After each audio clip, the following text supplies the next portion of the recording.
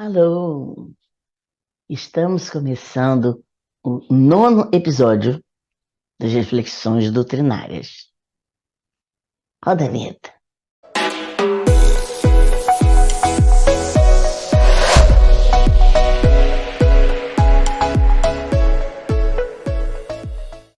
Hoje nós vamos dar mais um passo nessa jornada.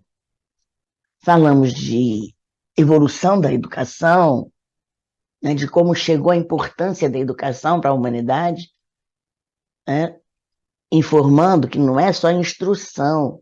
Educação é muito mais do que instrução. Vimos todos os ícones que se importaram com a transformação do homem, trazendo essa proposta educacional, essa proposta pedagógica que vai mais do que simplesmente ter alguém para transitar nos livros com o aluno. Então, vamos dar mais um passinho em relação à educação. Falamos da educação espírita e vamos falar agora de como isso também se desenrola dentro do próprio espírito, tá?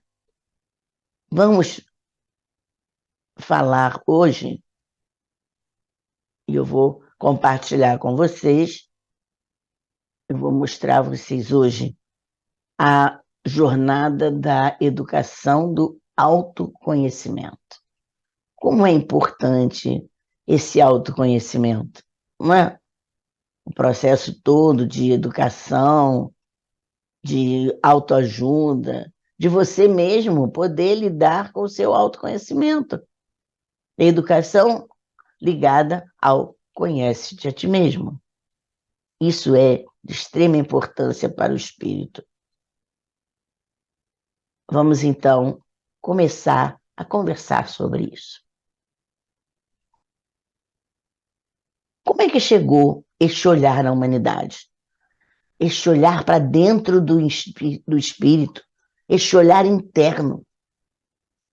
É uma história muito bonita, mas foi trabalhosa. Por quê? Porque existiu muitos perseguidores em cima de você fazer com que o indivíduo olhe para si mesmo sem precisar ficar só analisando o meio onde ele vive. E aí os gatilhozinhos que as pessoas estavam acostumadas a jogar para ter atenção dos indivíduos, começou a reduzir os valores. O homem começou a se despertar para a realidade da sua própria natureza. Iniciou, então, o fenômeno de introspecção. Esse olhar para dentro, que faz com que o homem se descubra, promoveu esse mergulho no seu íntimo. E quantas riquezas ele foi descobrindo que nem conhecia, nem sabia que tinha tanta riqueza para conhecer e para usufruir. Chegou o tempo. O tempo de quê? O tempo de ação, de deixar de lado o mundo exterior. Esse mundo exterior que só os sentidos físicos podem abordar, conhecer. Mas eu tenho um sentido muito mais profundo, esse sentido interno, introspectivo. Essa viagem do autoconhecimento é essa viagem interiorizada e não tem fim. Você não precisa terminar aqui ou terminar ali, o tempo todo no seu dia a dia. Sócrates e Santo Agostinho preconizavam essa necessidade de se autoconhecer. Aí está implícito todo o processo da educação espírita que nós já vimos anteriormente.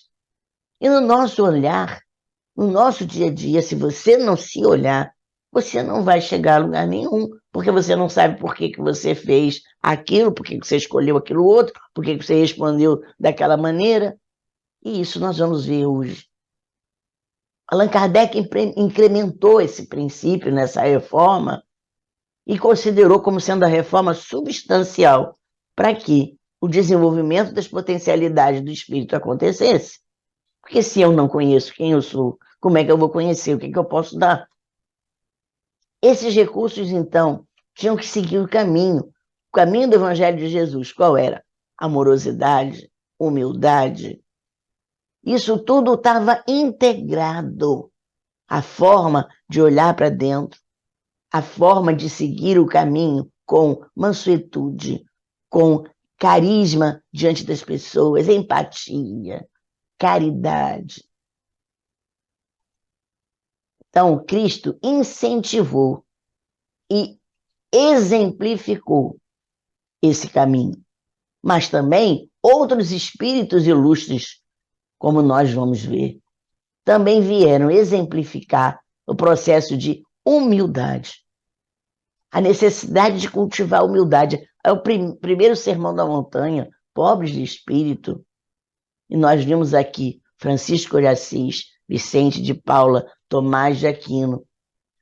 Tomás de Aquino, grande mestre, grande pedagogo que foi relacionado a toda essa obra de abrir, de acordar o homem, ele disse: tudo o que escrevi não foi senão palha. Mas o que ele implantou dentro do homem, esse não. Isso não é palha, isso é uma riqueza, isso é um diamante. Agora, o que está escrito, vai embora. A gente pega o papel, rasga, joga fora, queima. Mas o que o homem absorveu, esse não, isso fica. Por isso ele disse, tudo que eu escrevi não foi senão palha. Mas o que você absorveu do que eu escrevi, isso é ouro, isso é um diamante, isso são pedras preciosas. Uma vida não analisada não é digna de ser vivida. Olha a importância de Sócrates no nosso caminho, trazendo uma questão dessa. Vida que não possa ser pensada, que não possa ser analisada, não vale nada. Ele mostrou essa acuidade espiritual, olhando exatamente a natureza do ser inteligente. Ele queria que realmente a nossa alma buscasse essa grande luz dentro de nós, como Jesus falava, sois luzes. A luz é justamente o processo da nossa inteligência, o conhecimento dentro de nós, de analisar o que eu já fiz, o que eu não fiz, comparar essa questão daquilo que eu já estou conhecendo. Não se pode passar pela vida em brancas nuvens. Não se pode passar pela vida e não viver. Como é que eu vou viver? Eu vou viver justamente tendo sempre essa análise do que eu estou fazendo, do que eu vou escolher, qual é o meu próximo passo. Isso é o processo de caminhar na vida. Agora, fica lá sonhando acordado, fantasiando. Isso é a vida em brancas nuvens. Não produz nada. E você viu lá como o São Tomás de Aquino, Paulo de Tarso, estão sempre falando para nós, né? Tantos recursos eles escreveram, e o nosso filósofo lá disse, olha só, tudo que eu escrevi não passou de palha. Agora, o que você absorve, é isso que Sócrates mostrou o tempo todo para os jovens, para eles terem mais acuidade espiritual, para olhar a inteligência deles. É necessário esse exame interior permanente. Como é que eu estou em sintonia com as leis morais que estão dentro de mim? As leis estão funcionando à minha volta, mas elas funcionam em sintonia com o que está dentro de mim. Se eu não tenho sintonia com as leis morais, eu vou estar sempre cambeta. Eu vou estar sempre em desequilíbrio. Eu vou estar sempre chamando dor, chamando doença. O que permite essa autoanálise diária?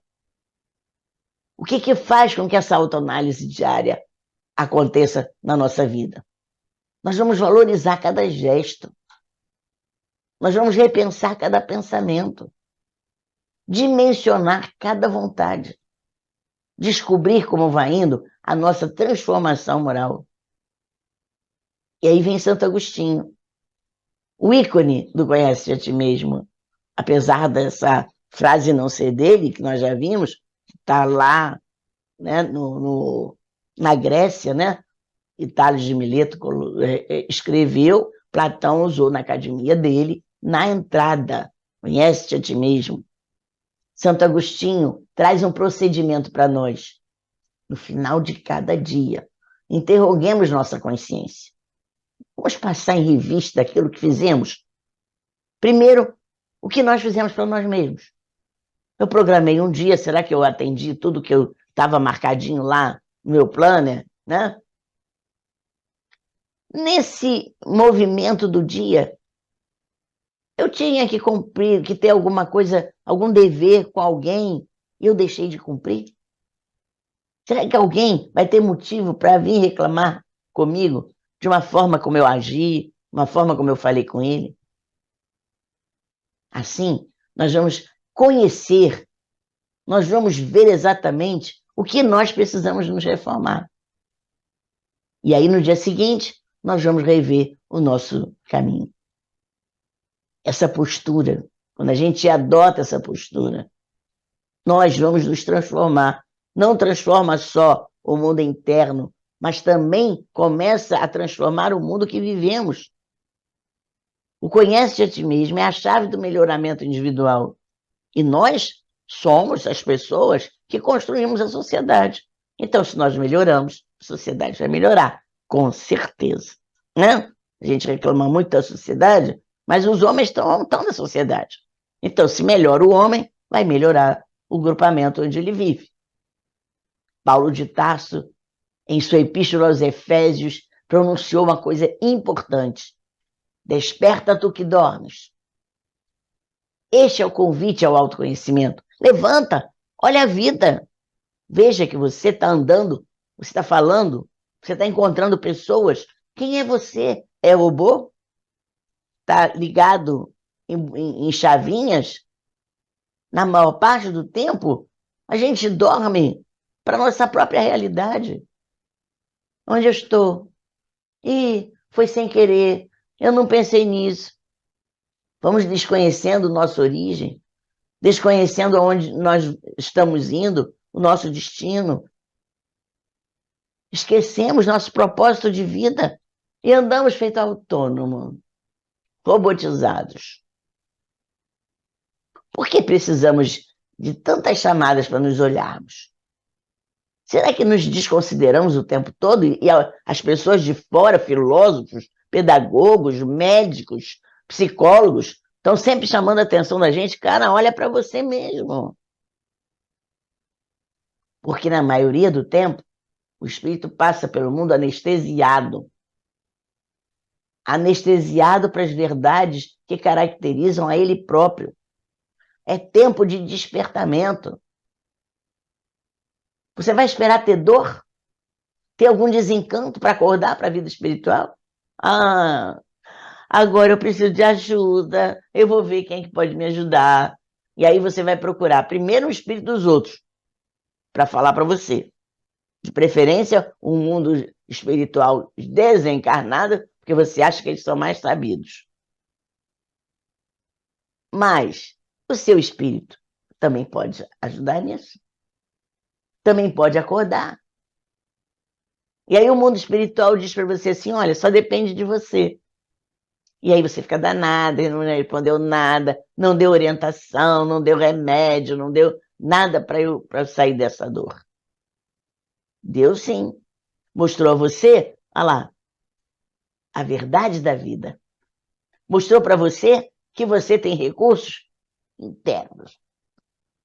Você tem recursos internos para olhar para a vida, para você. Com muito mais prazer, porque você está olhando a si mesmo, a essa pedagogia divina. O sofrimento, ele, como mecanismo de transformação, ele não é remédio, mas se você se transforma só a partir do sofrimento, ele acaba precisando vir. Não é originariamente isso. Ao contrário, o ser humano, ele vai caminhar conforme as suas próprias vontades, utilizando o raciocínio, a consciência, e aí ele não sofre. Ele vai sofrer porque ele não quer estar engasgado, ele não quer acordar, está anestesiado, aí a vida vai e leva aqui, ele tem que ser sacudido para andar. Porque o espírito tem a oportunidade de acioná-lo quando deseja. Opa, vou pensar, o negócio não está dando certo. O que eu estou fazendo de errado? Agora, o mau uso do livre-arbítrio, que vem o sofrimento. O acesso às ilusões do caminho, vem o sofrimento. É o mau uso do livre-arbítrio. Se desperte. Olha para si mesmo. Você tem recursos para isso. São 3 pensamentos que eu tirei aqui que vão traduzir esse processo. Tomás de Aquino diz: se Deus me criou pensante, pensar é um jeito de louvar o Criador.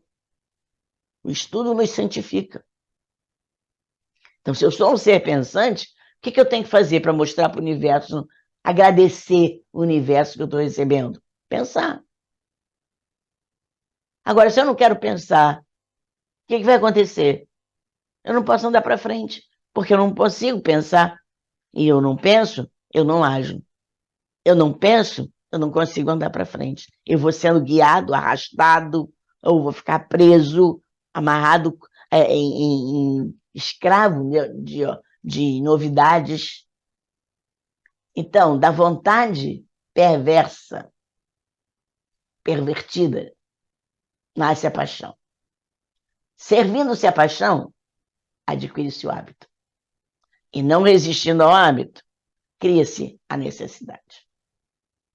Olha só. Quando você tem uma vontade que você não analisa com o pensamento, essa vontade acaba sendo uma vontade pervertida. Te leva para caminhos que não são úteis. E aí vai trazer esse impulso de resposta ao meio. Você, em vez de agir, você vai reagir. E eu começo a servir aquela paixão, por quê?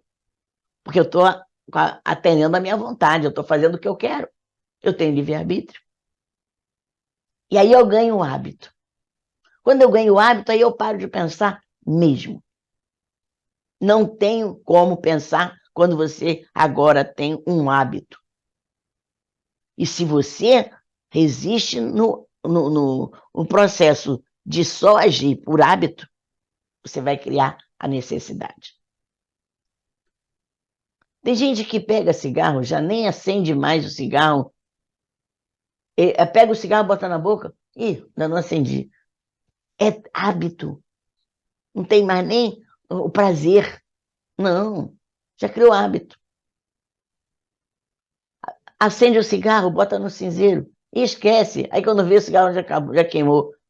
Mas qual é o processo disso? Aí vai pegar outro cigarro para acender. Você está apenas escravo do hábito. O hábito escraviza. Nós precisamos repensar sempre o caminho que vamos seguir cada momentinho do dia. E por último, eu trago para vocês físico. Albert Einstein. Ele dá um conselho. Não tente se tornar uma pessoa de sucesso, mas sim uma pessoa de valor. O sucesso é coisa de momento, daquele processo social, daquilo que apaixona as pessoas. Mas aquilo acaba. Mas o valor não. O valor não só dignifica o homem, como também ele não é passageiro, ele não é temporário. Quando você adquire um valor, você não adquire por hábito, você não adquire pela paixão. Você adquire porque você tem consciência de que realmente aquele valor vai te dignificar. Então, por isso, não tente ser uma pessoa de sucesso. Procure, sim, ver quais são os valores que você tem para crescer na vida. Viram como é importante o autoconhecimento? É tudo que vai nos dar um movimento na vida.